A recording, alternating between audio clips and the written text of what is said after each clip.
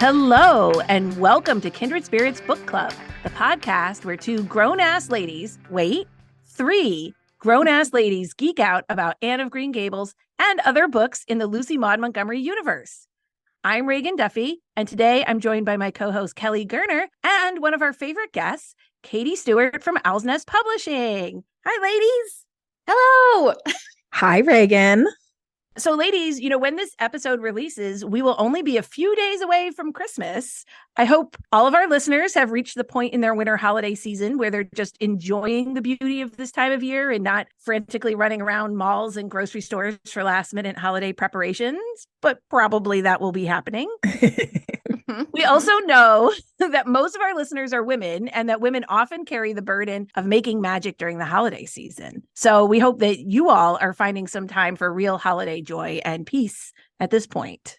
A few weeks ago, we did a gift guide for our listeners, but this episode, I want to know for each of you, what are you wishing for this holiday? Since we are doing a lot of that holiday magic making for others, how do you feel cared for during the holidays? Okay, Reagan, hilariously, my husband listened to our whole past episode because I told him that I mentioned one of the things that I wanted for Christmas this year in our gift guide. So I was like, you have to listen if you want to know what I want. And so he finally listened and he asked me what a plant basket was. So Katie, to rewind for your benefit, one of the things I said I wanted for Christmas was like a beautiful house plant in like a nice basket. Yes. He genuinely did not know what I meant. Like somehow in his 44 years alive, he has never seen or noticed a plant in a basket. Everything about this concept completely befuddled him. He's a really smart guy, right? He's an engineer, he's a scientist, he's an inventor, but like plant basket, he couldn't wrap his mind around it. And finally, he asked me how I would water the plant without getting the basket wet. As if the dirt was just sitting in. Yes, that's exactly. He thought the basket was full of soil, and he didn't understand that the basket goes around the plant pot. Okay, but here's my question: Mm-hmm. Do you want a hanging plant basket or like one on the ground? Oh, I was thinking about one on the ground, but now that you point that out, I think I maybe need to specify. You know what? Honestly, I'll take it however it comes. And then Reagan, to answer your original question of, what makes us feel cared for during the holidays, for me, it's really when, at this point anyway, when other people make plans and tell me that all I need to bring is myself. I mean, I do like planning things generally, but around this time of year, it just feels way too much. And fortunately, I did experience one event this December where that was the case, though. So I serve on the board of directors for a nonprofit theater in Los Angeles called the Gary Marshall Theater in Burbank. It's just the best. If you are one of our listeners who's in Southern California, I really do hope you'll check it out. And if you have any questions, please reach out to me. I'm happy to introduce you. Anyway, the theater staff hosted a holiday brunch for the board, and it was cozy and beautifully decorated and so festive and just wonderful and delicious. And I, for one, felt really just appreciated for all the time that I've invested in the theater this year. That is so nice. It's so lovely. I'm glad you got a chance to feel appreciated. I also love at this time of year when I can get a break from planning. How about you, Katie?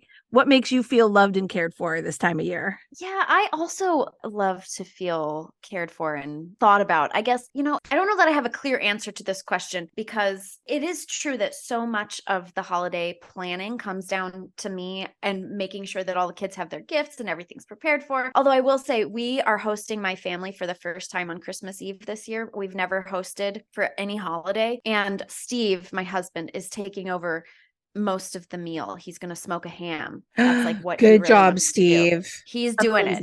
So I am super grateful for that because that clears me. I don't have to worry about the main dish. I can make the house feel festive and prepare other things without having to worry about that. So, and I'm really looking forward to it. We've never hosted a holiday and we have the space now to do it in our new home. So I'm really looking forward to that. But just in general, the thing that really put me in a festive mood this year is watching Hallmark Christmas movies, which I've never done before. I've never watched Hallmark Christmas movies, and I am deep in, you guys. I love them. I love them, Katie. Oh my gosh.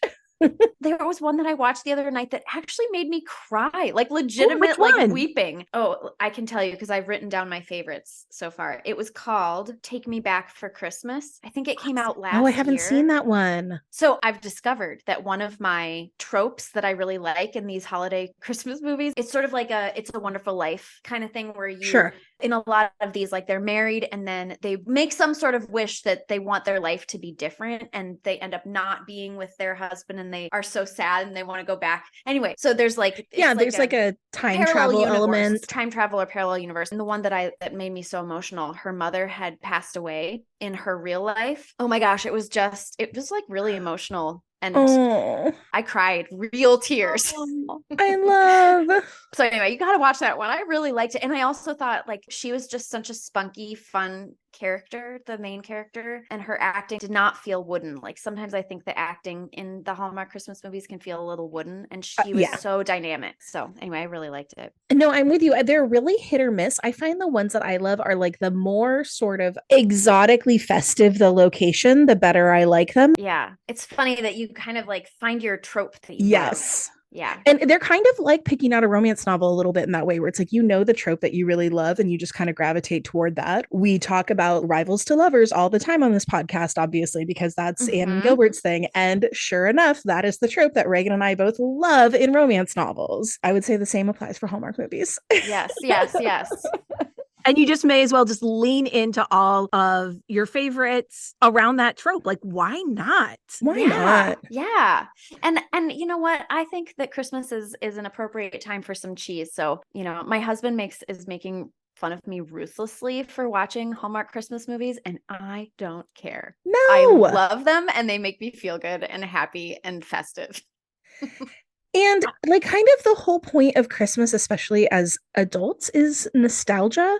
So why wouldn't you just like sink into the nostalgia by reading a really comforting book, watching a really comforting movie? Like, you know, this is not the time. No one is looking for their like Oscar this month. We're just sinking into like the things that feel comfortable. Yes, this is not time to watch Oppenheimer. This is time to watch Take Me Back for Christmas. Yeah. Well, for me, one of the things that really makes me feel cared for during this season is having some true downtime, because it tends to be time of the year where things are so overscheduled. And we started just declaring a day cozy pajama day. And the whole point is to wear pajamas and read books. Like we sit on the couch together and read our books and watch a Christmas movie together and eat popcorn. And that's just like the whole point is not to have any plans. And I love that because I love having a day where the whole schedule is not to have a schedule. That sounds so fun and sweet. I love that. I love that so much. And Reagan, one of the things I love about you and Alice so much is you both love traditions. You know, seriously, this is the fun thing about being friends with them is you do something super fun once and they're like, great, this is our new tradition. We will be doing this annually. Put it in your calendar now. And I love it. I have tried to occasionally drop a tradition where I was like, do we need to make Christmas cookies for all the neighbors?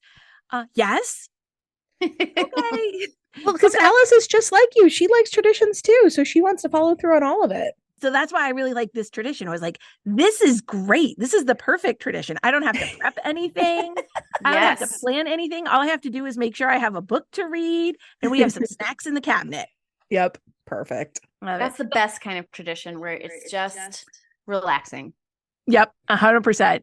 And there's something still for a kid, this idea of I'm deliberately going to wear my pajamas all day that just feels really like indulgent. All right, I'm going to lasso us back to this episode. Yes, leaving the holidays behind. So for today's episode, we are returning to the wonderful book, The Blue Castle, and we wanted to do the thematic deep dive into the book and compare and contrast it in some ways to the Anne of Green Gables series and explore some of the same themes that we had been looking at in Anne of Avonlea, Anne of the Island, and Anne of Windy Poplars, which have kind of been the through line through our season this year. Our kindred spirit of the episode is our other star of The Blue Castle, Barney Snaith. So I have to say that's a funny name for a romantic hero, but It is absolutely perfect for the easygoing and cheerful rapscallion who steals our hearts. Barney is the perfect counterweight to Valency's life of dull decorum. He's carefree and spirited and not held back by convention. We learn later on that he's from a wealthy family, but has renounced his connection with his father and the money in favor of a simple life connected to nature and the company of honest, unpretentious people. Barney and Valency are escaping the same thing, a life that feels blunted by propriety. And in their escape, they find their home within each other. We adore Barney's freewheeling, devil-may-care mentality, and we love him for seeing Valency and loving her just as she is. Katie, do you want to read our quote of the episode? I would love to. The Blue Castle is full of truly magical descriptions of nature and the wild world Valency and Barney inhabit. A great example of this is Maud's description of December in the backcountry. And this is the quote. December, early snows and Orion, the pale fires of the Milky Way. It was really winter now. Wonderful, cold, starry winter. How Valency had always hated winter. But now she loved winter. Winter was beautiful. Almost intolerably beautiful. Days of clear brilliance, evenings that were like cups of glamour, the purest vintage of winter's wine, nights with their fire of stars, cold, exquisite winter sunrises, lovely ferns of ice all over the windows, moonlight on birches in a silver thaw, ragged shadows on windy evenings, torn, twisted, fantastic shadows, great silences, austere and searching, the sun suddenly breaking through gray clouds, ice gray twilights broken by snow squalls when their cozy living room, with its goblins of firelight and inscrutable cats, seemed cozier than ever. Every hour brought a new revelation and wonder. Oh, it's so beautiful. That was a beautiful reading too. Oh my gosh. I just want to live in that quote. Mm-hmm. Oh, me too. It's hard to pick out a favorite line, but I love the image of the goblins of firelight. Maud is so good at setting a scene. So good at it. I don't know any author who does it better. In our story club today, our listeners know that the themes we keep coming back to this season originate in one of the very first scenes from Anne of Green Gables, when Anne asks Matthew if he'd rather be divinely beautiful, angelically good, or dazzlingly clever. And over the course of this season, we've talked about those three ideas and how they change for Anne as she grows from Anne of Avonlea to Anne of the Island and then to Anne of Windy Poplars. And last episode, we introduced you all to our favorite Montgomery standalone novel, The Blue Castle. One of the reasons we wanted to talk about The Blue Castle now, before we finish the Anne series, is so we can talk about how these same themes apply in this book. Today, we're going to discuss our heroine, Valency, and the way her journey is similar to and different from Anne's own. So one of the themes that is very apparent in this book is around the idea of beauty. Like Anne, from the very beginning of the book, we learn that Valency is considered very plain, a fact which she has accepted, but is quite conscious of. Valency's cousin Olive is the beauty of the family, and Valency is sure that Olive gets everything, has the easy, enviable life, because she is beautiful. What this really makes me think of is how Anne put so much stock into her physical appearance because she connected the way she was treated, in her younger years to how she looked. We talked about how as a child, Anne's caregivers treated her like an unpaid servant. They neglected her and they constantly told her that she was homely. And Valency experiences something quite similar. Her family ignores her and doesn't treat her with love or care. And the cause really seems to be her beauty or lack thereof, since her cousin Olive, who is beautiful, is treated very differently. So again, we are returning to this theme with Maud that possessing physical beauty leads to a better life. So it's no wonder that both Anne and Valency are acutely aware that they're not conventionally beautiful. I think this is a really interesting point when you think about Lucy Maud Montgomery herself, who was considered very attractive, very beautiful. That's how she's described. But I think the similarity that doesn't have to do with her physical appearance, but does have to do with the families that she tends to put her heroines into, sort of stodgy and uncaring and repressive. So Anne dealt with that before she was with Matthew and Marilla, but really Marilla a little bit, especially at the beginning of Anne of Green Gables, but then Valency's family. And that really is similar to Maud's real life. And so I just think it's interesting that she always pulls in these aspects of her own upbringing into these characters. But I do find it fascinating, the contrast with both Anne and Valency, who are described as sort of homely when Maud herself was sort of anything but. She was very beautiful. That's such an interesting point, and it makes me think, I mean, this is going to be a theme I think we're going to return to in the podcast a little bit, but it really makes me think about how that speaks to sort of Maud's values and how she thinks about beauty, and how for her, it's not something that she values as much as a strong moral sense or integrity or authenticity. Mm-hmm. And as Valancy becomes more herself and allows herself to shine through, she does become more beautiful, even if it's not a conventional beauty, which is said over and over in the book. But she, because her personality is shining, she becomes more attractive to the people around her. Yeah, exactly right. Well, and we see that happen with Anne as well, that as she grows older and she experiences love, it's almost the opposite, right? As she is loved, as she has wonderful connections with other people, as she cares about her own beauty a little less, that lets it shine through. Yes. And the fact that it's a little unconventional, maybe compared to somebody like Diana, the people who know her see her as very beautiful. Yes. Yes. Just like Anne saved herself in her imagination by imagining herself beautiful, imagining friends and luxurious surroundings, so Valancy saves herself with her imagination in the Blue Castle. Valancy's Blue Castle is truly out of a fairy tale or Arthurian legend. Turrets and banners standing out among the mist and mountains. Valancy imagines herself in, quote, jewels that queens might have worn, robes of moonlight and fire. And she's furnished the Blue Castle with, quote, couches of roses and gold, long flights of shallow marble steps with great white urns, halls of mirrors that reflected only handsome knights and lovely women, herself the loveliest of all, for whose glance men died. Anne relates, right? Like this could come straight out of 11-year-old Anne's. Totally. Yes. I'm pretty sure this is the setting for Averil's Atonement. Yes, absolutely. And unlike in the Blue Castle, in real life, Valancy is considered plain and dowdy. A family member once decreed that Valancy's complexion meant that she couldn't wear colors. So once Valancy has outgrown maidenly white dresses, she gets to be confined to dull browns and drab neutrals. That same family member decreed that Valancy's face shape meant that she should only wear her hair in a tall bouffant pompadour style. So now her hairstyle is out of fashion and ill-suited to her personality. The Valancy at the beginning of the book doesn't dare to push back against either of these decrees for fear of offending her relatives and her mother, so she doesn't get a chance to find her own style. You can see how directly that contrasts to a kid like Anne, who, even though by circumstance had to wear drab and plain clothes, immediately started figuring out ways to add flowers and color and make them her own style where she could, even if it means dyeing her hair green. Or looking ridiculous in Sunday school because her hat is so full of her flowers. hat decked out with wildflowers. Yes. Oh God, Anne, we love it. I think it's so interesting in these early depictions of Valancy's imaginary Blue Castle that we also are getting a little bit of foreshadowing of Valancy's future life married to Barney. Valancy imagines herself clothed in robes of moonlight. And of course, once she's married and living with Barney, she's able to choose clothes and her hairstyle that finally suit her and that make Barney think of her as Moonlight. And then, of course, even nickname her Moonlight, which, swoon, I love. I know. So good. So swoony.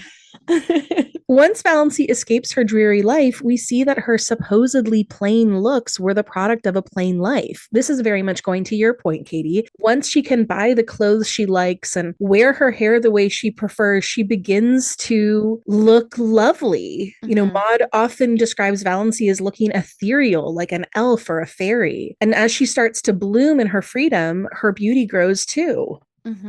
Yeah, not only is she blossoming into more of herself, but she is also learning sort of I know that this feels a little shallow, but she's learning what looks good on her too. Yeah. She's learning how to wear her hair and she doesn't have to be dressed drably. She can wear things that make her feel pretty because the clothes are pretty. And she can pick the styles that suit her. Maud sort of makes a big deal about how her hairstyle is like shingled, which I think is like a bob cut, but she cuts her hair really short. And Maud goes out of her way to say like, hey, this was way before bobs were ever in fashion. She really looked out of the ordinary, but it suited her. Yes. Right. And so again, we see this Valancy bucking against convention, but choosing a path that made sense to her. And it just reflects back her own beauty. Yes. Yeah. As Barney says to Valancy, when you look backward over your shoulder, you're maddening, especially in twilight or moonlight. An elf maiden, a wood sprite, you belong to the woods, Moonlight. You should never be out of them. In spite of your ancestry, there is something wild and remote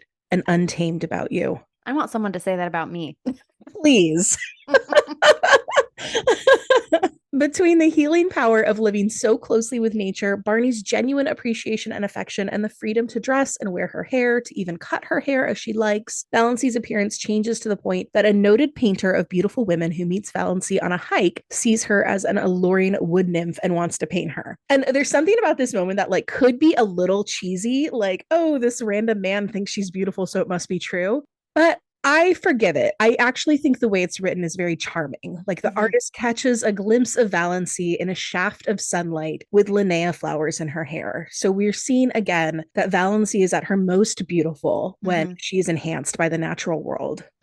Well, I think one of the things that this moment with the painter points out in connection with Valancy's new awareness of herself, in contrast to her cousin Olive, is that Valancy's beauty is not the typical conventional kind of beauty. And that's what Valancy always compared herself to. It never occurred to her that somebody could look beautiful even if they didn't look like Olive. Barney even tells her that she thinks that only people who look like Olive are beautiful, but there's so many different kinds of beauty. Yes. And I think that also speaks a little bit to kind of the overall theme with Deerwood being an extremely conventional society. Yeah, exactly right. I think that's right, Reagan. Well, and Valancy's physical beauty is not the only metaphor for her personal growth in this book. There's also the rose bush. So you remember at the very beginning of the book, Valancy has a rose bush planted outside her mother's house that has never bloomed, even though it looks green and healthy. And Valancy hacked it to bits in frustration. And at the end of the book, as we see Valancy grown into her self-actualization, her sovereignty, her independence, so does the rose bush start to bloom. When Valancy returns to her mother's house, after she's gotten married to Barney, the bush is full of roses. We can also think a little bit about how Valancy's health itself is a metaphor in these same lines. One of the things that we learn is that not only about Valancy's heart problem, which we find out later was never serious, but that she has always been considered relatively sickly, that she would get nasty colds that would last all winter, often getting an annual case of bronchitis every year. She's never been able to win the Sunday school attendance prize because she misses so much because she's ill, no matter what steps her mother takes. And her mother very much blames Valancy for her health. She even says to Valancy at one point, I think if a person makes up their mind not to have colds, they will not have colds. Which wild take. Wild take. But that year that Valancy lives with Barney in an island cabin, she's hanging out in the snow. She's swimming in the lake all day. She's sitting outside in the night air. She's eating who knows what on whatever schedule she likes to eat. All of those kinds of behaviors that she's been warned away from because they would be risky for someone who gets sick easily. But her body obviously knows what her mind doesn't yet know, that she's living well and the way she's meant to live. And one thing we see with Valancy is that her beauty emerges once she is not only loved by Barney, but when she falls in love with herself. As she treats herself better, as she enjoys her life, she lives it to the fullest and believes herself worthy of enjoying her own life. Her appearance, her physical health, her rosebush, that all changes as well.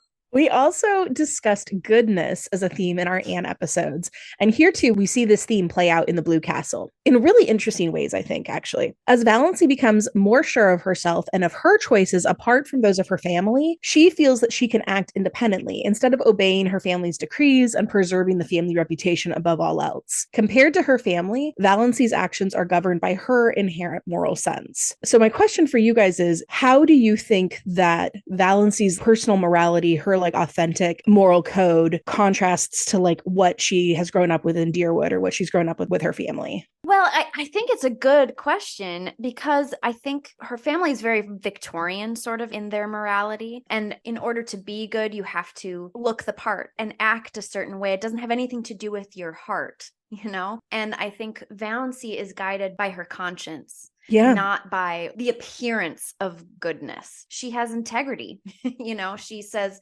my heart says that the way we treat people, the way we act is more important than how we appear to other people. She doesn't care how people perceive her because she knows that she's guided by what is really true, like true with a capital T. Yeah. That actually makes me think a little bit of when we go back to that moment at the beginning where Valency, before she goes to see Dr. Trent, she's reading the new John Foster book and she reads the line, "Fear is the original sin."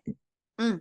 And that's the line that sort of changes her life. I think once Valency stops being afraid of what other people think, afraid of how other people will judge her, partly freed by this diagnosis, which kind of like, well, you don't have to worry what other people think because you won't have to be around to live with the consequences. Mm-hmm. But I think once she doesn't have that fear, it opens the door for her to pay attention to her own moral compass, her own idea of what is good and what is the right thing to do, because she doesn't have to be afraid of appearances anymore. Right. You look at Sissy, who was seen as disgraced, but she's very sickly and is in need of both care and a friend and someone to love her. And Valency sees with clarity what the right thing to do is there and who Sissy really is. Also, she doesn't look at Sissy as someone who's been disgraced. I think that she becomes very clear-sighted about what true goodness means, not the Victorian goodness. Yeah, I think that's right. I see the tension as being between propriety, like that high Victorian propriety that you're referring to, Katie, and authenticity, that true with a capital T, right? And that's like the conflict that I think, if I'm just sort of extrapolating way out, I think that internal conflict is why Valency was so unhappy.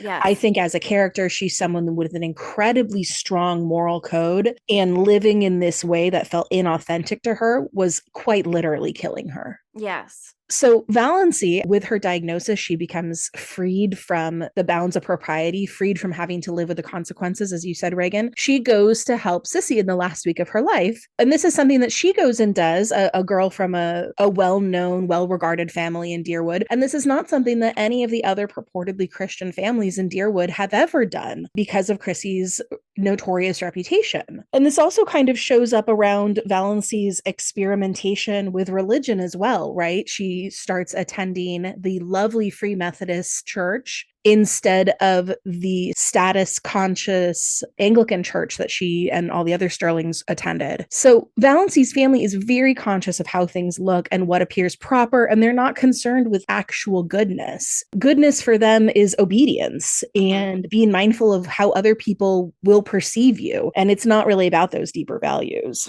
After Valency leaves her mother's house to go live with Sissy and Roy Nabel, Uncle James told Valency's mother that she should have barred the door. And she responds, quote, "She was between me and the front door, and you can't realize how determined she was. She was like a rock. That's the strangest thing of all about her. She used to be so good and obedient, and now she's neither to hold nor bind.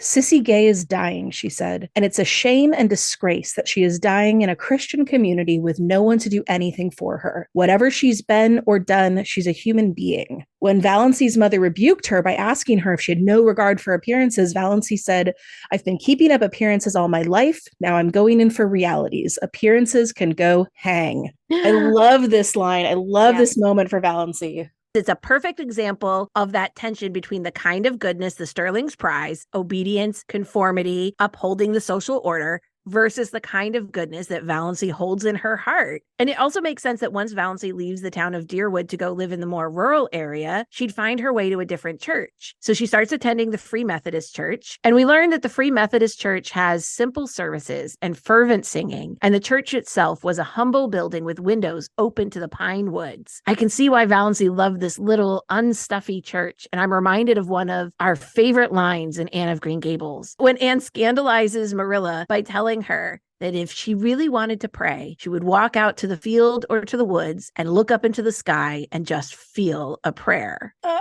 Love that line. I love that line too. Okay, so I looked up the Free Methodists because I had no idea what that denomination was. And it's actually really interesting. It was apparently founded in part as an anti-slavery alternative to, I guess, regular Methodists, which at that time did not take any kind of official stance against slavery. I'm sure the Methodists have since taken such a stand, but in the middle of the 19th century, things were a little bit dicier. But so the Free Methodists preached freedom of worship with the Holy Spirit, which meant that congregants could participate in the rituals of church, or they could just sort of like sit quietly praying, doing their own thing. Another one of their founding principles, which also aligns very squarely with these ideas of freedom and social equality, was that parishioners couldn't purchase a pew, which was, I have recently learned, a very common practice for churches during the 1800s, that families would purchase pews as a fundraising effort, but then it would end up causing really intense social stratifications with wealthy families in front and poor families in the back or even up in the rafters.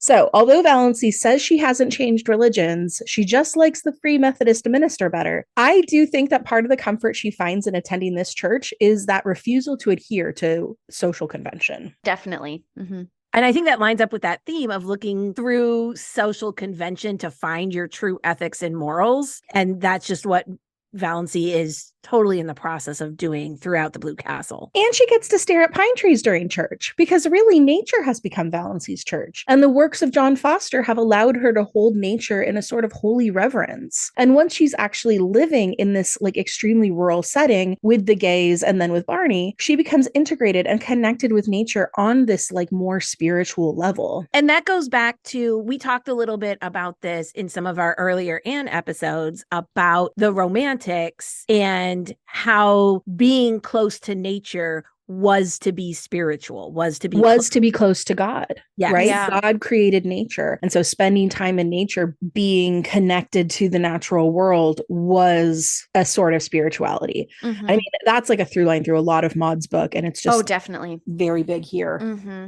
Yeah. I know in the themes of the Anne of Green Gables book that I annotated, I talk about how Maud's descriptions of nature are reverent. The way she describes nature is religious. Yes, I think reverent is a perfect word for it. It's not just a pretty sunset. It is a religious experience. It is connected. Yeah. Something bigger.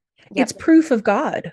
Yes. And in this book, we see that Valency isn't just observing nature from a safe distance or through a window. She's immersed in it, and she's open and receptive, and she's noticing the change of seasons, the colors and sounds, the animals and foliage that make up their island and the lake and the woods. And the more integrated with nature that Valency becomes, the more self-assured she is and the more willing she is to live by her own moral code. So again, we see this sort of like nature equals truth. To me, and you guys may disagree with me on this. I wonder if I'm going off on a little bit of like a tangent, but there's almost like a Buddhist sensibility to Valency's spiritual connection with nature. I'm not at all an expert in Buddhist theology, so I don't want to like dwell too long on this point, but one area of contrast with Christian faiths is the focus on living mindfully in the present as opposed to living with an eye to like a heavenly future. And over the course of the novel, we see that Valency has made a similar theological shift, right? Early on in the book, she's lying awake at night thinking of all the things in her life that have gone badly, all the ways, that she has been wronged.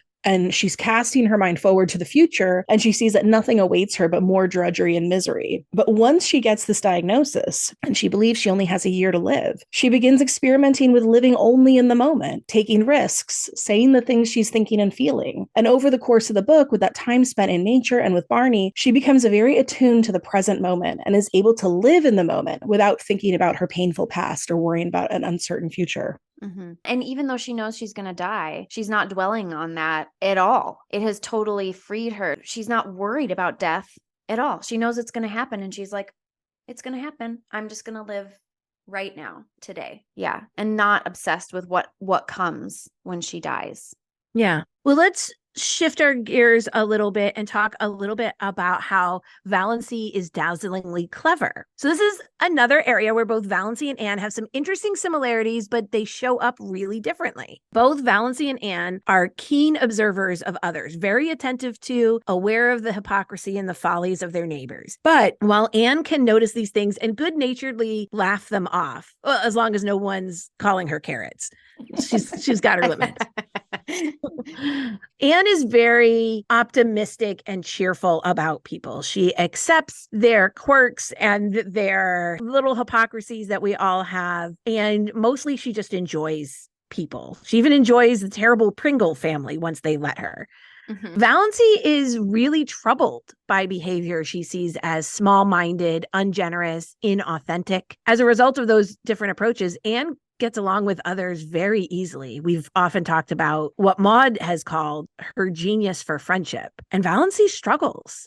She's never had a good friend. She's ill at ease in most social situations. She goes mute and withdrawn. But Valancy does have this sly, sharp sense of humor, and she's very canny when it comes to her family and their absurdities and of the social stratifications, I think, in Deerwood. When Valancy is in Deerwood, a lot of her natural intelligence is focused on just trying to stay under the radar of her large, overbearing family. Right. She's kind of like a cornered animal in the woods a lot of the time. She's like, what do I have to do to just like not be made fun of in any given social situation? Mm-hmm. Yeah, she's trying her best to make herself as small as possible so that no one will notice her. Yeah. Yes. But once she starts to escape the oppression of her family, we see that her sense of humor and intelligence have room to grow and breathe. You know, that first family dinner after Valancy has her moment of revelation, her humor is a little mean-spirited with her family. Funny, but she's a little mean. And she's kicking back at all of the insults and indignities that her family has heaped upon her in the past. Maybe it's not undeserved, but eventually when Valancy becomes happier, her humor becomes more gentle. It's still sharp. She's sharper, I think, than Anne most of the time in that way. Yeah. But she's able to find them funny in a less hurtful way. She can laugh at her family's foibles, but she doesn't have to be as mean with it because they don't bother her anymore. She has some distance from it. She's off living her best life. Maud tells us that, quote, Valancy was so happy she didn't hate her people anymore. I think that over the course of the book, she learns boundaries. And when you have boundaries, it makes it easier to love more freely.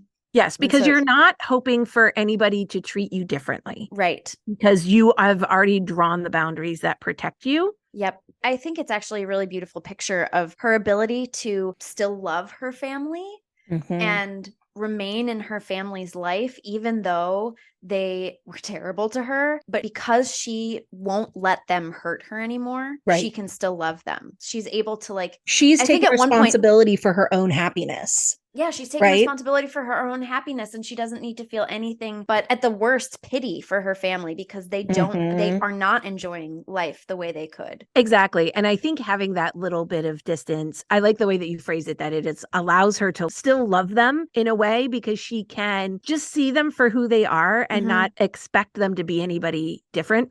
There's actually this term in therapy that comes from a particular model, but it's called radical acceptance. And that's where Valancy is. You need to look at people very clearly, understand who they are, and not expect them to be different. Yeah. But that doesn't mean you have to take it. It just means that you can then make decisions where Uncle Benjamin is always going to make these terrible jokes. It doesn't matter. Nothing is going to change him. He will always make the jokes. How do I want to cope with that? Kind of praying that Uncle Benjamin won't say the joke, and then he does, and then all of that rage or exasperation boils up. Yes. When you know that Uncle Benjamin is going to say the joke, you're able to handle it. Yeah. Rather than hoping that he's not going to, and then reeling when he does. Yes. So for listeners, if you have a family like this, I will give you a little bit of free therapeutic advice, which is that to create a mental bingo board of all of your family's most enraging traits. Imagine yourself playing a little bingo with yourself. Yep. Because all of a sudden now that's a fun game, right? Give yourself a point every time Uncle Benjamin makes a terrible joke. Ding! Ding! Right? Give yourself a point every time Mrs. Frederick, Valancy's mother, says something like self-martyring. Yeah, I kind of get the feeling that that's what Valency has done, right? Yeah. She's so in her own family, in her own happiness. She has set such a strong boundary and taken responsibility for, her own goodwill that now she can interact with her family at a bit of an arm's length, but it does allow her to have a relationship and maintain that connection. If we go back to this idea of Valency's cleverness, one way that we do see is really different from Anne is that Anne is very smart she's indisputably smart, but in a very conventional way. Anne is well-read, well-educated, particularly for her time. She works as a teacher. She works as a principal. She's a writer. She's a good writer. And she's someone who's making her living using her mind. And I don't know whether we'd say the same of Valency. It's not that we don't think she's smart. She is. But she seems to be more, aside from reading John Foster's books, we don't really see whether or not she's truly intellectually curious the same way that Anne is. Anne is very driven around intellectual pursuits. And partly that's probably for Anne. That's one of the things she has gotten positive recognition for is her brains.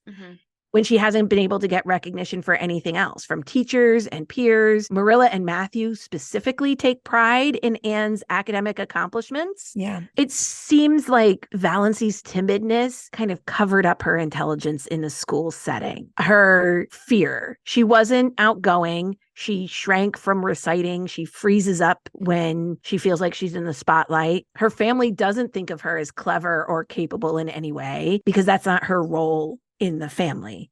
Uncle James is the clever one. Right. And Olive is intelligent. She apparently went to college, but again, in a very conventional way. But certainly Mrs. Frederick was never encouraging Valency to use her intelligence to question, to wonder the way that Anne always has. Well, that would be Mrs. Frederick giving Valency too much freedom, right? Which she couldn't do because then that would change, as you say, Reagan, Valency's role in the family and, the roles of everyone else. And all this is so important to the Sterlings. They're not willing to see their family members grow if it means they have to change. Right. And one of the things we know about people who are intellectually curious, right? They are asking difficult questions. They're wondering, they're pushing back. And we know that Valency was never encouraged to think for herself.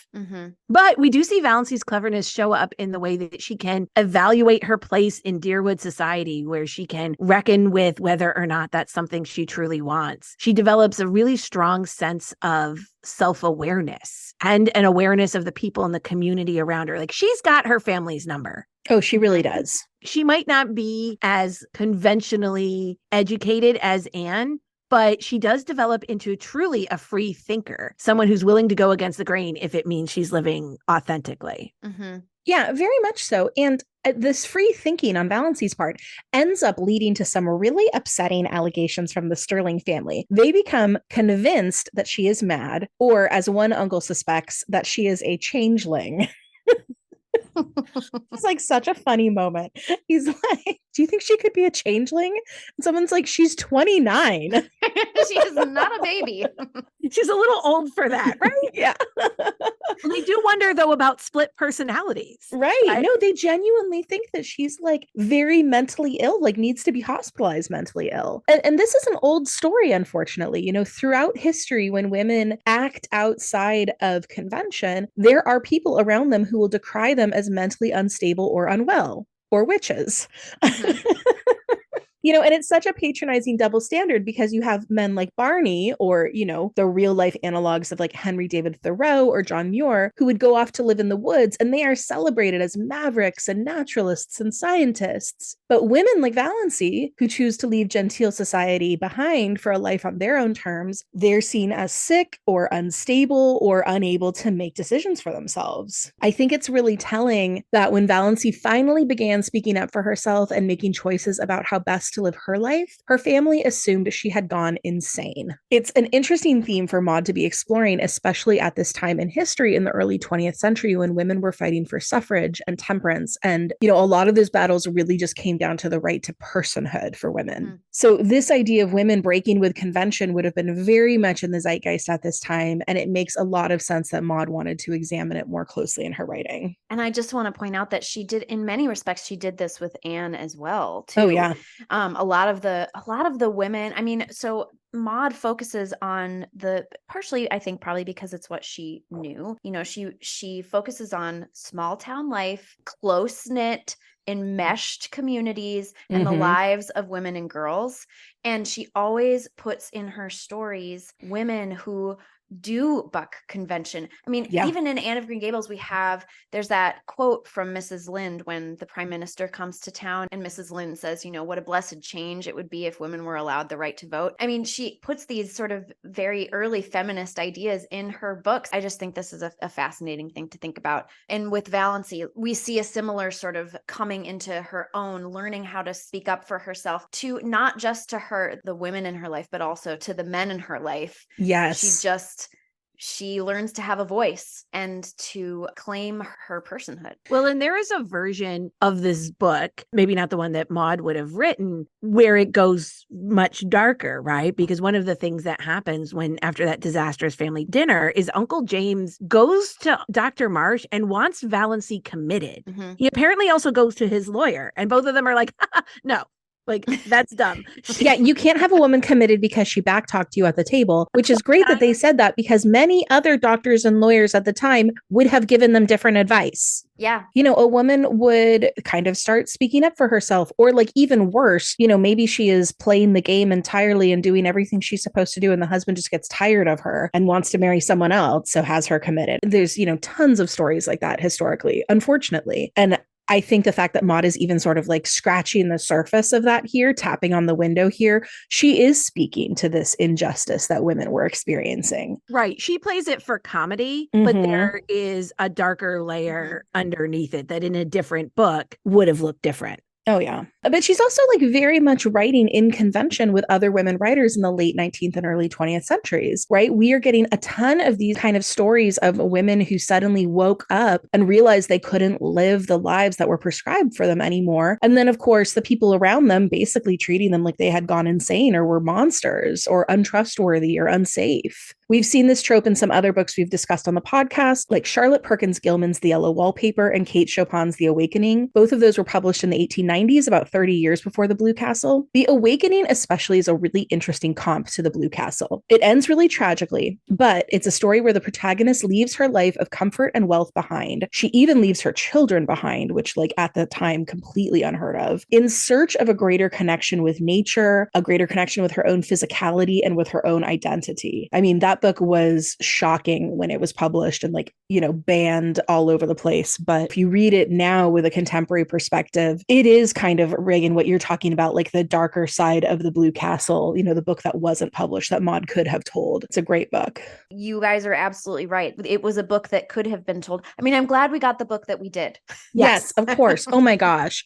I did not want the book where Valancy was committed for talking back to Uncle Benjamin. Yes.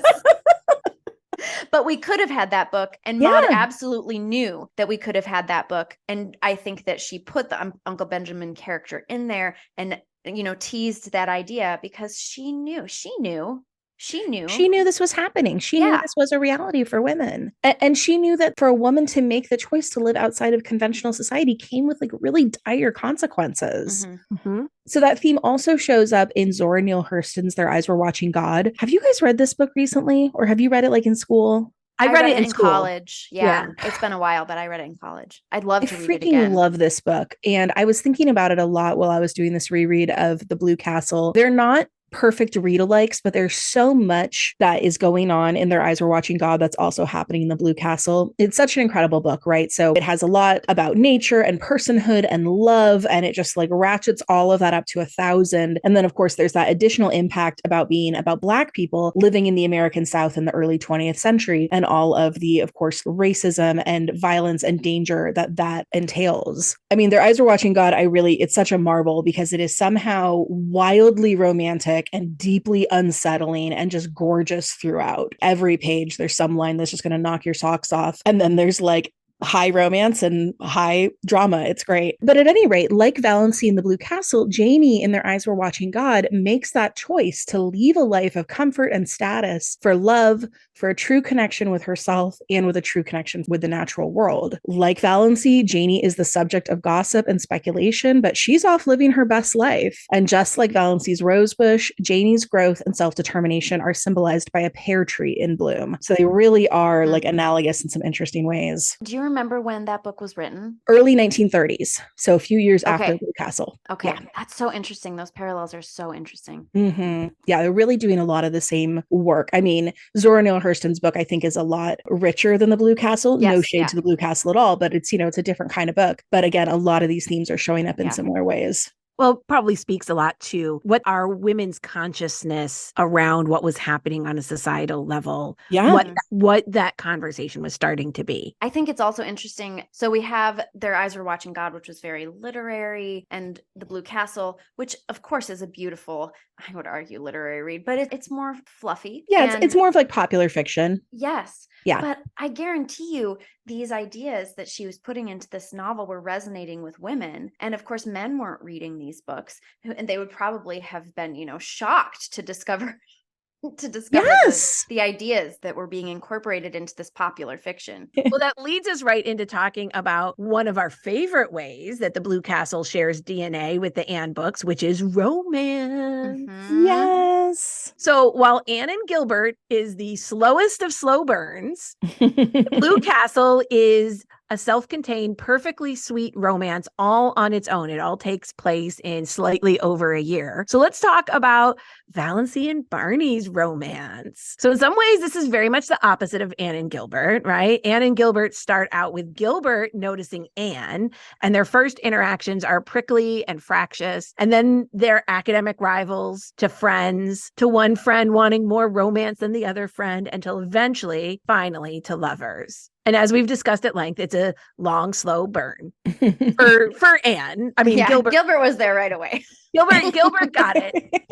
He was really patient and generally willing to be in Anne's life, however she would allow him to be. Yeah. Anne's romantic daydreams take a long time to evolve enough to allow for Gilbert to be her romantic hero, which makes a great deal of sense because Anne is only 11 when they first meet. And although it seems like fated mates to pretty much everyone but Anne, she's still only 22 when she finally realizes that she loves Gilbert. Oh, she's still a baby. Yes. Right? So in contrast, Valency is already 29 when we meet her. And one of the things we find out is that the romantic heroes in her Blue Castle have already undergone multiple upgrades. Grown and matured. Her idea of romance grew and matured as she did. And Valency is the one who's smitten, or at least intrigued by Barney, practically from her first glimpse of him. She only has to see him once for her Blue Castle knight in shining armor to start resembling him physically. Mm-hmm.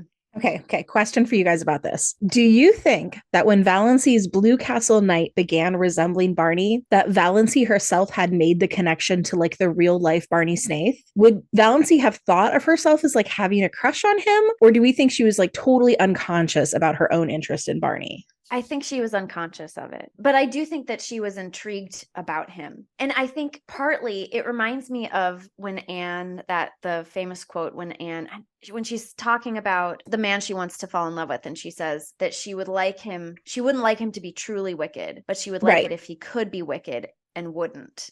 And I think that Barney embodies this idea very much. And I love that. Yeah. Actually, that is an excellent quote about Barney. Uh-huh. Yes. Yeah. Because everybody thinks that he is wicked. Yes. And she kind of likes that about him, that he's all like the bad boy. That does not turn her off from him at all. Oh, that is a point in his favor. Even after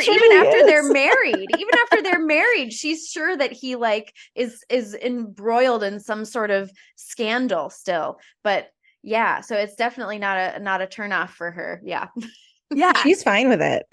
She's fine with it. Look, if you're going to rebel against your family, go all the way. Go ahead. Be with the person they think is a murderer. Mm-hmm. And I do think I agree with Katie. I don't think she's quite conscious of her crush on him, because remember when she defends him so fervently to her family, she even thinks to herself she wasn't entirely sure why she cared that much. Yeah. I think it was She slow. surprised herself. Yeah. I think at that point, like when her Blue Castle hero starts having tawny hair and a rakish air, I don't think he's yet a direct Barney analog, but he's clearly seeping into her subconscious. Yes. Oh, I love that. Well, and we do see that Valancy is the pursuer in this relationship. Now, she has been on speaking terms with Barney only for a few weeks, and she realizes she loves him. And not when he's on his deathbed, like Anne with Gilbert, but in this like very ordinary moment when he's driving her back from the dance and telling her that they've run out of gas. It's so simple, but so beautiful, honestly. There's like a kind of similarity in Anne's realization for her love for Gilbert and Valancy's realization of her love for Barney, because Maud really knows how to write this moment. This beautiful point in time when all of a sudden your world just sort of tilts and you realize that you are different. You've fallen in love. And Maud makes the most of these moments and really fills them with this like deep emotional impact. But for Anne, of course, in this moment, it's her book of revelation. And whatever joy she might feel at realizing her love for Gilbert is entirely overshadowed by her fear for his well-being and her regret for their time not together and just all this panic really over whether or not he's going to get well and whether they'll be able to have a life together. And then meanwhile, beautifully, Valancy gets this incredibly pure moment when she realizes she loves Barney. But her realization is not tainted by the expectation of reciprocity. She just enjoys the feeling of being in love with someone for its own sake. And like, again, I'm put in mind of Buddhist philosophy, that idea of non-grasping attachment. She's not relying on Barney to participate in the love she feels at all. She's not heartbroken because he may not love her back. She's just enjoying what that feels like in that moment. And I'm going to go ahead and read the beautiful quote from this scene. Love, what a searing, torturing, intolerably sweet thing it was. This possession of body, soul, and mind, with something at its core as fine and remote and purely spiritual as the tiny blue spark in the heart of the unbreakable diamond. No dream had ever been like this. She was no longer solitary. She was one of a vast sisterhood. All the women who had ever loved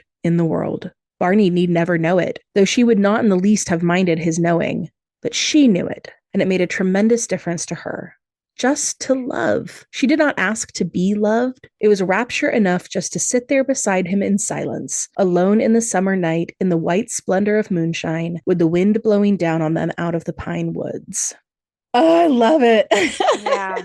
I think we can learn so much from Valancy about living in the moment. I honestly felt so inspired by her and that approach to life when I was rereading this book for our discussion. I kind of wish Anne had been able to read that, because what's interesting about Anne in her moment, she has her book of revelation. She realizes she loves Gilbert, but as soon as he is out of danger, she starts doubting again whether or not he loves her. Yeah. And she immediately starts worrying about Christine Stewart. She immediately starts worrying about feeling jealous. She doesn't feel like she can even bring this to Gilbert in any way. But Valancy has the exact opposite experience, where this realization frees her and she delights in it, because Barney's part in it, it's important, but it's not.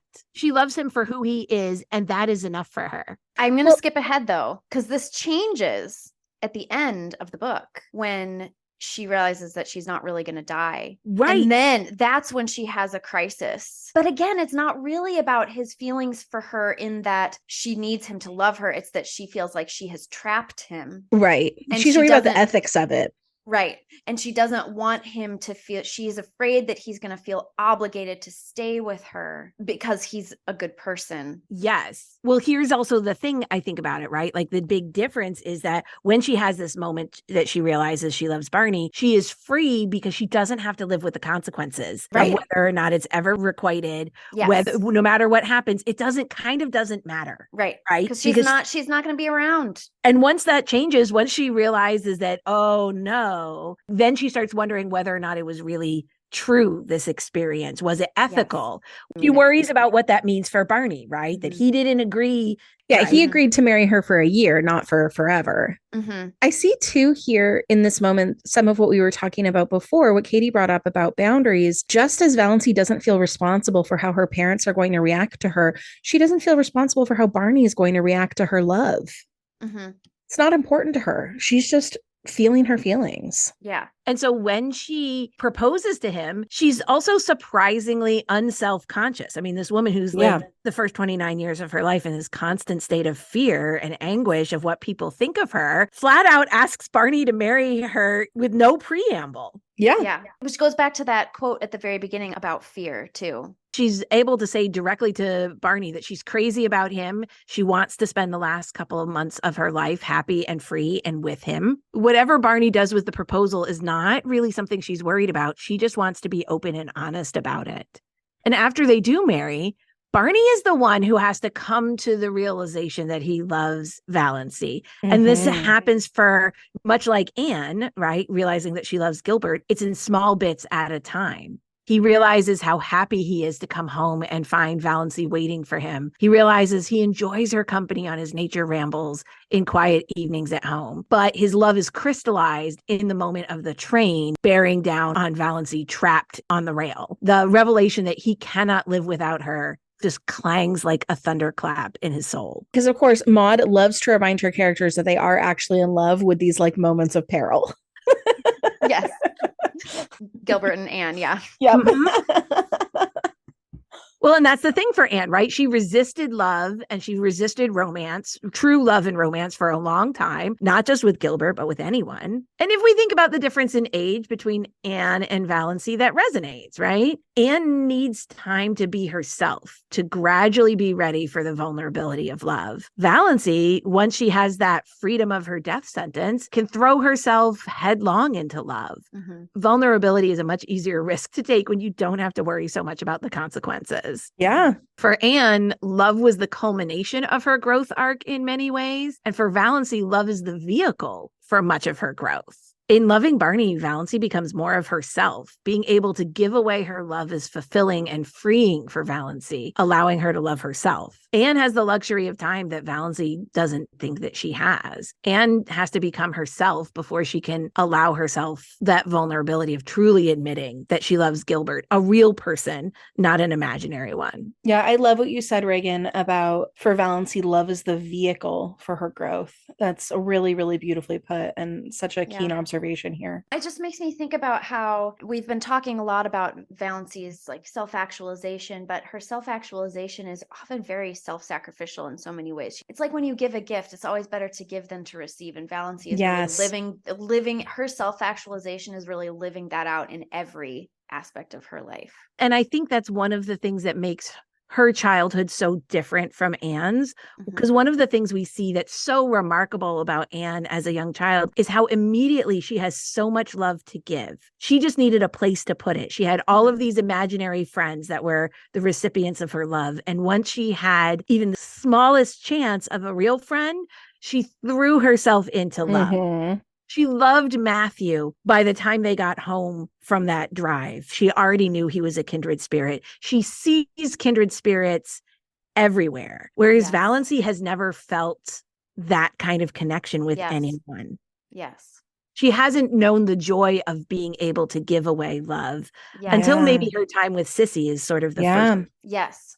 She gets to do that, right? Where she finds that being needed, being able to give to someone else is fulfilling for her. It's of her choosing too. She's not being forced to do it. She sees the need and responds of her own free will. Speaking of Sissy, that also makes me think, yes, she gave her time, her energy, her companionship to Sissy, and she gave her love to Sissy, and Sissy died. And Valancy learned that even with Sissy's death, that love wasn't wasted. That love was so important that, changed the trajectory of Sissy's final days. And it's almost like that was the permission slip to love with abandon the way Anne did, right? She saw that it doesn't go to waste. Yes. Well, let's compare our two romantic heroes, two of our very favorite romantic heroes ever, Gilbert and Barney. Okay, wait. First of all, though, you guys, who do you like better? Is this an impossible question? To me. I don't know if I could possibly choose, so I posed this impossible question to you too. I think purely for nostalgic reasons, I have to choose Gilbert because he's been my true love for longer than Barney. But that's the only reason I think probably why I would choose him. Yes, I have a hard time choosing. I think I probably have to go with Gilbert for the same reason, in the sense of he was my template for romance, right? My template for what I wanted in a potential love. Whereas Barney is much more, he's much more of the adult version. Here's the thing though, I, unlike Anne, have never been super interested in like the bad boy archetype. Like that never was really my thing. So on that, even though we know that Barney's not truly a bad boy, the initial, like, that's what sort of attracts Valency to him. But I will say though, I married much more of a Barney than a Gilbert. Like, and I was never someone who was attracted to the bad boy ever. Like I was always, but I ended up with the bad boy with the heart of gold. That's kind of the Barney I did. Yeah, that is the Barney. I'll be the odd one out and say that as much as I love Gilbert and as much as he imprinted on me in childhood as like an ideal romantic hero, Barney really like sings to my soul. There's something about someone who has these unexpected depths that I find incredibly appealing. Like Gilbert, what you see is what you get. He is so straightforward. He is so honest. He is exactly himself in every situation. Barney is like, look, if you get to know me, I might tell you about my secret life as a naturalist, but I still might not. I love that. Or that I'm secretly super rich. Like, yeah.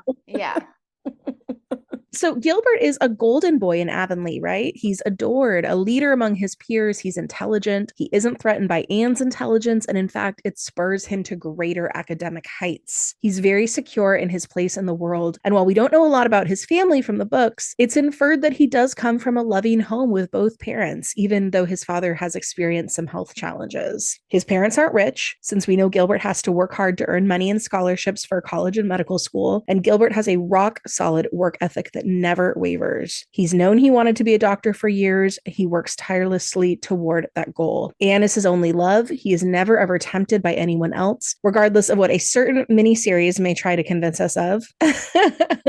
And it hurts him deeply when Anne says that she doesn't love him back. But because Gilbert is so secure in himself, it doesn't seem like it made him doubt his worth as a person overall. Gilbert doesn't have to throw his whole life away when Anne rejects him. He knows who he is, right? What you see is what you get with Gilbert Blythe, and what his goals are, apart even from his hoped for relationship with Anne. By contrast, Barney is the furthest thing from a golden boy in Deerwood. Yep. If the Sterlings are to be believed, he is considered to be a criminal and a reprobate. Now, that's mostly because he lives in the woods and has a really loud car. So it's not exactly resting on like hard evidence, but definitely not a paragon in the community. You know, Gilbert, mothers were telling their younger sons, why can't you be more like Gilbert? Nobody is saying to their son, oh, you should be more like Barney. The loud car is the funniest part to me. It's like, because he has this like rackety loud car, everyone is like, he must be a murderer. That's a leap. Right, exactly. We see that even before Deerwood, Barney felt like he never fit in. He never had any friends. His mother died when he was young. His father is well-meaning, but obviously was absent significantly because he had, that red fern purple pill empire to build. His father gave him every material thing he could ever wish for. He sent him to the best schools. Gilbert could have dreamed of being sent to all of these schools, right? Oh, yeah. But all of that money couldn't buy Barney love or acceptance. It couldn't offer him a home that was warm to come home to. And when Barney did fall in love with the hypocritical Ethel Travers, she made him feel loved for the first time. But it turned out she was only in it for Barney's money, and she had no interest in him as a person. That heartbreak destroyed Barney because, unlike Gilbert, he didn't have that bone deep sense of self-worth. He was rootless for a while, wandering everywhere, eventually finding solace in his writing as John Foster, but determined to keep people out so he would never be betrayed again like he'd been with Ethel, and thoroughly convinced that no one would ever love him as he truly is. But both Barney and Gilbert see the beauty in our unconventional looking heroines, and both of them fall in love, not for the way that their loves look, but with their character. Gilbert falls for Anne in the moment of her worst temper and impetuousness and violence as she smashes a slate over his head. And his love grows by sparking against Anne's intelligence and challenge. Nothing he loves more than someone who will resort to violence. Maybe that is a hidden depth to Gilbert. Yeah, he likes a bad girl. Barney starts falling for Valancy, unbeknownst to him initially, when he recognizes her deep, pure goodness and strength of character, something Valancy doesn't even yet know that she possesses. And Barney's intrigued by Valancy's contradictions. She's an old maid from a stuffy, proper family, but then she's surprisingly funny, and she's willing to admit that she'd like to curse sometimes too, just flaunting that proper upbringing. Right. In our previous episode, we discussed that moment where Barney really seems to notice how extraordinary it is that Valancy left the Sterlings to go care for Sissy Gay, how Valancy is really acting in accord with her own moral code while totally shunning her family's expectations. For Barney, Valancy's love saves him, just as much as his love saves Valancy. He finds worth when he realizes how much Valancy loves him just as he is. Shabby clothes, seemingly directionless, devoted to nature, hermit-like cabin on a lonely island. He finds that Valancy is someone who loves the same thing that he loves with no agenda. She's enchanted by nature, by his words before she even knows that he's the author. She revels in the lack of structure in their life together, and she enjoys his company with no strings attached. She has no interest in making Barney respectable, although she does make him shave. In fact, his very disreputable nature is part of Valancy's attraction to him. She admires that he decides for himself what is right or wrong and how to live, not following social pressures or dictates without thinking and questioning them. Valancy's loving him for who he is. She has no idea about his family money. She genuinely thinks he might be a criminal. All of that helps Barney see his own worthiness and helps him find a middle ground between living in the woods like a hermit and living in high society. And so together, Barney and Valancy are able to create their own path forward, with some time spent with their families, some time spent traveling, and plenty of time spent alone together on their island in the lake. Oh. Oh, you guys, this has been such a fun discussion of why we love The Blue Castle so much and why it's a wonderful companion book to the Anne series, especially those books that deal with Anne's young adulthood. Before we move on from Valancy and Barney forever, does anyone have any last thoughts they want to share or a puffed sleeve moment of something special that we didn't get to talk about before? How about you, Katie? Did we miss any of your favorite things about The Blue Castle? I just want to say that I think that it is a wonderful companion. I want to just reiterate or echo that it's a wonderful companion book to the Anne series. And I just kept thinking as I was reading it, this book has a particular feeling when you read it. And you can tell, especially the younger Anne books when Anne is young, Anne of Green Gables, and maybe a little bit Anne of Avonlea. This is really and truly the one, I think, maybe the only adult book that Ellen Montgomery wrote. And it definitely feels more adult than Anne. And there are only a few books, and I'm not sure I could even name another one where I get the same feelings as I read. It feels so caught in time. Yes. And you really, I don't know, I love it. It just envelops you in this very unique, special way that feels very 1920s. Like you just... I don't know. I'm not being articulate, but I really love it. I think you have articulated it beautifully. There's kind of nothing like The Blue Castle. Like, I genuinely can't think of a read alike. I'm not the most well-read person on the planet, but I've read a lot of books, and it's just like, there is nothing like this book. Yeah. There is nothing that sort of captures the incredibly emotionally honest relationship between Barney and Valancy, that connection to the natural world, these issues that we talked about with women finding themselves and self-actualizing, but all still doing it in this way that's very like gentle and soothing. And, you know, like you said, Katie, just like wraps you up. It is so special. And it's also like, along with all those things, it's also just so deeply romantic.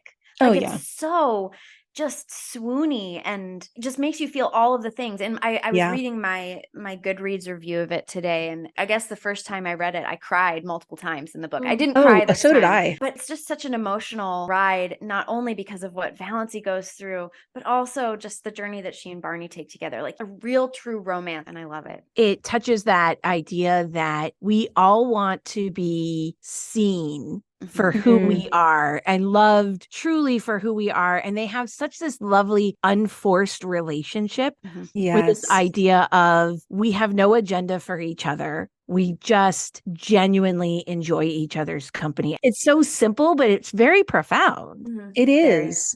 I feel like Valancy and Barney are really modeling this, like, our romance, our relationship with each other, our life together is enough. Yeah. And when I think about the Anne books, which we love, obviously, so much, Anne and Gilbert are really guided by ambition in really fun and interesting and dynamic ways. But these two, Barney and Valancy, once they find each other, it's like, that's it. We don't don't want anything more. Like they want simplicity. They have found enough with each other. Okay, well, here's a little funny moment that's a puffed sleeve for me. It's just a little detail that I love is I love how devoted Barney and Valency are to Barney's two cats, Banjo and Good Luck. Totally. Yes, 100% agree with this. And I love it. The way they describe Banjo is he's such a very cat's cat. He's a little grumpy. He's very particular and he's very funny when he chases his own tail, a little uncanny kind of cat. And that I love this line. They both agree that Good Luck as a cat is so lovable, he practically amounted to an obsession. Oh. As somebody who loves her cats and her dog, I totally understand loving your pet so much that they're practically an obsession, and how loving your pet with your spouse or with your person is just like such a lovely thing to do together. Is that weird? No, right? It's so perfect. Because you just get to enjoy your pets, right? Like kids, it's great. Like I love watching my husband with my daughter and I love parenting with him, but that's different, right? Like that's that's a job you guys are doing together. Yeah. Yes. I mean, even in the names, Maud is just so good at naming things in general. She really is. So good at naming things. But Banjo and Good Luck, a cat named Good Luck. I mean, it's so weird and also just perfect. Amazing. Yes. Okay, let me ask you guys this question, because this is one unanswered question I have, and maybe you guys can tell me your theories. Okay, so, Barney's got that mysterious shed that he disappears into, and Valency says there's like a weird chemical smell that comes from there, and she thinks he must be counterfeiting money in there. She's decided that that's his, that must be his, that was his crime, and she's fine with it. She's like, whatevs, no harm, no foul, I'm not involved. You do you. Don't ask, don't tell. It's fine. Yeah. But then at the end, right, she goes in and it turns out it's his writer's den. Yeah. They never explain what the weird smells were. If he's in there writing, what else is the man doing? You know what, Reagan? I don't think this is right, but I think when I was reading the book, I just assumed that the weird smell was like ink. But I mean, that can't be it, right? Like I just was trying to make it. What toxic ink is this man writing with? I was just trying to make it work in my head. So that's like kind of where I went. But I agree. That is kind of a strange loose thread. That's a loose end. I almost wonder whether she was going somewhere with him helping to invent red fern potions. But then it made very clear that he has had zero contact with his dad. Yeah. And he wants nothing to do with it. Yeah. Yeah. I don't know. I wonder if she just left that in there. I don't know. She just wanted to add to like the mild undercurrent of like, could Barney be dangerous? Right. So as for puff sleeve moments, I have so many. It was really, really hard to choose, but I did want to highlight two characters who kind of defy expectations for us. So that's going to be Valency's cousin, Georgiana, and Barney's dad, Mr. Redfern, who I am not calling that old charlatan doctor. He is Mr. Redfern. By the time Barney and Valency are married, they've both left their families behind, right?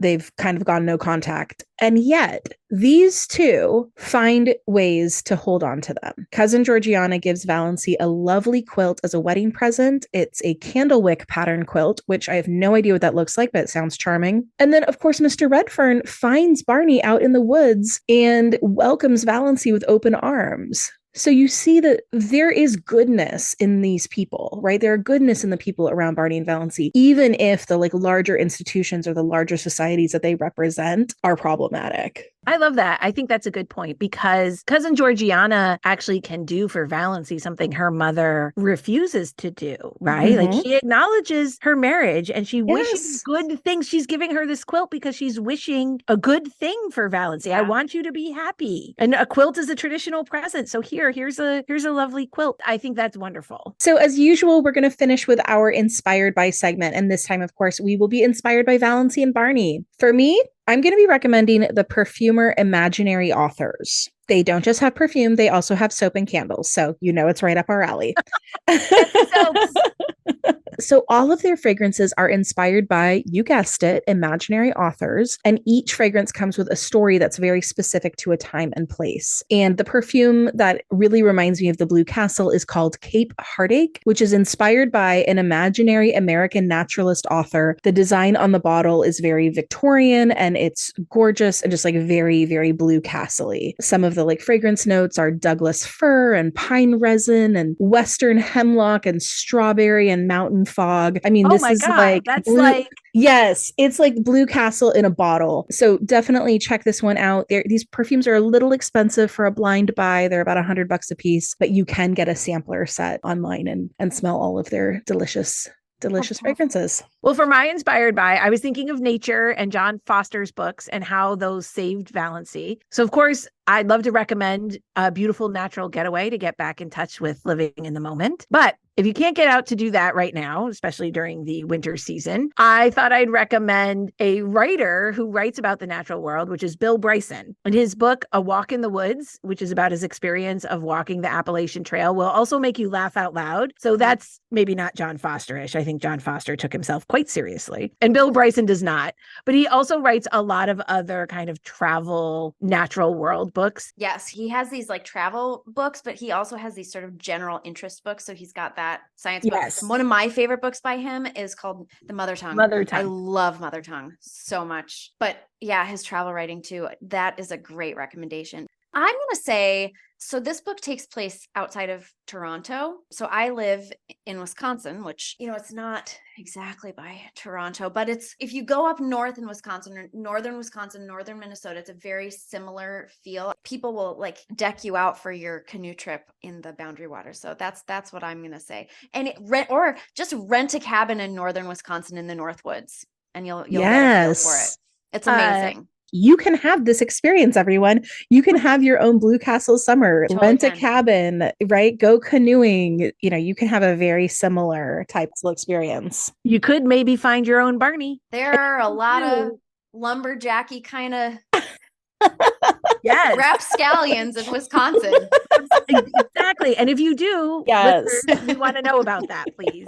Please let us know if that ever happens to you. Truly, we love hearing from you. We want to hear all of your romantic tales. Please tell us about your vacation romances. And if you would like to weigh in on Barney versus Gilbert as a romantic hero, we would love to hear that. Everyone, this wraps up season 2 of Kindred Spirits Book Club. We were delighted to end on such a beloved book with one of our favorite guests. Katie, thank you so much for joining us. Oh my gosh, I'm so honored and happy that you guys wanted to have me on to talk about the Blue Castle, because it's also equally one of my favorite books, and rereading it was such a joy and a pleasure. Yes. Oh, thank you so much. Well, thank you guys. We are going to take a break for a few weeks, but the podcast feed will be active again in early 2024 as we return to Anne and Gilbert in Anne's House of Dreams. Thank you all so much for listening. Thank you for supporting us, for sharing our podcasts with your friends, for emailing and DMing us your thoughts and your theories. We love hearing from you all, and we wish you a very happy new year. Thank you so much for listening, Kindred Spirits. You can still get a free logo sticker from us, though, as a little holiday present by leaving us a review on Apple Podcasts or sharing about us on social media. Just email us at kindredspirits.bookclub@gmail.com,